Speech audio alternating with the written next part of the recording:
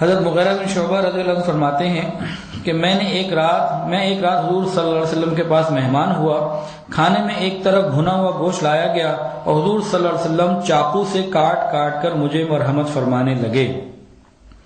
ایک حدیث کے اندر آتا ہے حضرت جابر رضی اللہ عنہ فرماتے ہیں کہ میرے والد نے مجھے حریرہ بنانے کا حکم دیا. میں نے حریرہ بنایا.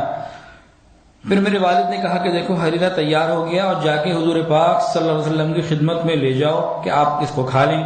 چنانچہ میں اس کو لے کر آیا. نبی علیہ السلام مسجد میں تھے. آپ نے مجھ سے پوچھا کہ جابر یہ کیا ہے, کیا گوشت لے کر آئے ہو؟ میں نے کہا نہیں اللہ کے نبی یہ تو حریرہ ہے. تو بہرحال میں اپنے والد کے پاس واپس آیا. انہوں نے مجھ سے کہا کہ حضور صلی اللہ علیہ وسلم نے دیکھا تھا کہ جو تم نے ہدیہ دیا. تو میں نے کہا کہ جی ابا جان, انہوں نے دیکھا تو تھا لیکن ایک بات پوچھی تھی کہ جابر کیا تم گوشت لائے ہو کھانے میں؟ تو میں نے کہا نہیں یہ تو حریرہ ہے. تو والد کہنے لگے اچھا ہو سکتا ہے کہ نبی علیہ السلام کو آج گوشت کی خواہش موجود ہو. تو انہوں نے کہا کہ اچھا تم ایسا کرو, ہماری پالی ہوئی ایک بکری ہے جس سے ہمیں محبت بھی ہے, تو تم اس کو ذبح کر دو. ذبح کر کے اس کو بھونو.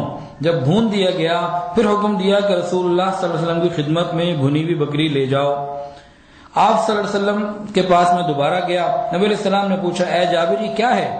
میں نے بتایا کہ اللہ کے نبی میں آپ کے لیے بھنا ہوا گوشت لے کر آیا ہوں. تو آپ صلی اللہ علیہ وسلم نے ارشاد فرمایا اللہ تعالیٰ میری طرف سے قبیلہ انصار کو جزا دے. اللہ اکبر. صحابہ کرام کو نبی علیہ السلام سے کتنی محبت تھی کہ آپ کی خواہش کو بھانپ لیا کہ آپ کو گوشت کی رغبت ہے. حالانکہ آپ نے صرف پوچھا تھا گوشت لائے ہو کیا لائے ہو, اور میں خواہش کا کوئی اظہار نہیں تھا, لیکن محبت اور عشق کی وجہ سے حضرت جابر رضی اللہ عنہ کے والد نے گھر کی پالی ہوئی ایک بکری ذبح کر ڈالی اور خدمت میں بھیج دیا. ایک روایت کے اندر آتا ہے کہ نبی علیہ السلام بعض اوقات گوشت کو بغیر روٹی کے بھی کھایا کرتے تھے. ام سلمہ رضی اللہ عنہ فرماتی ہیں کہ انہوں نے پہلو کا بھنا ہوا گوشت حضور صلی اللہ علیہ وسلم کی خدمت میں پیش کیا. آپ صلی اللہ علیہ وسلم نے تناول فرمایا. آپ کا پہلے سے وضو تھا تو گوشت کھانے کے بعد آپ نے دوبارہ وضو نہیں کیا اور نماز پڑھی. اہل عرب کی عادت تھی کہ وہ گوشت کو بڑے شوق سے بغیر روٹی کے کھایا کرتے تھے. ایک صحابی فرماتے ہیں کہ ہم لوگ نبی علیہ السلام کے ساتھ سفر کی حالت میں تھے اور ہم سفر میں جا رہے تھے کہ ہم لوگوں نے نبی علیہ السلام کے لیے ایک بکری کو ذبح کیا. تو آپ صلی اللہ علیہ وسلم نے اس کو ٹھیک کرنے کا حکم دیا, یعنی فرمایا کہ اس کو نمک وغیرہ لگا کر سکھا کر رکھ لو. چنانچہ ہم لوگوں نے اس بکری کے گوشت کو نمک وغیرہ مسالے وغیرہ لگایا اور مدینہ منورہ پہنچنے تک اس کو کھاتے رہے. گوشت کے اگر ٹکڑے لمبے کر دیے جائیں اور اس میں نمک مسالہ وغیرہ لگا دیا جائے تو ایسا سوکھا ہوا گوشت کئی ہفتے کھایا جا سکتا ہے.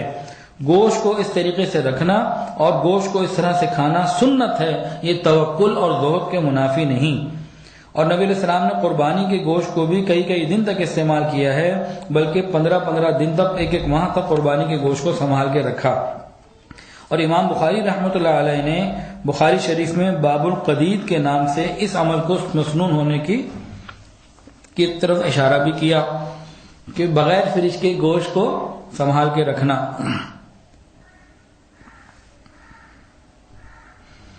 اب شوربے دار گوشت کی بھی کچھ بات ہو جائے. ایک صحابی فرماتے ہیں کہ ایک درزی نے نبی کریم صلی اللہ علیہ وسلم کی کھانے کی دعوت کی, تو فرماتے ہیں کہ میں بھی نبی علیہ السلام کے ساتھ اس کھانے پہ گیا تو وہاں جو کی روٹی تھی اور گوشت کا شوربہ تھا جس کے اندر لوکی یعنی گھیا پڑا ہوا تھا.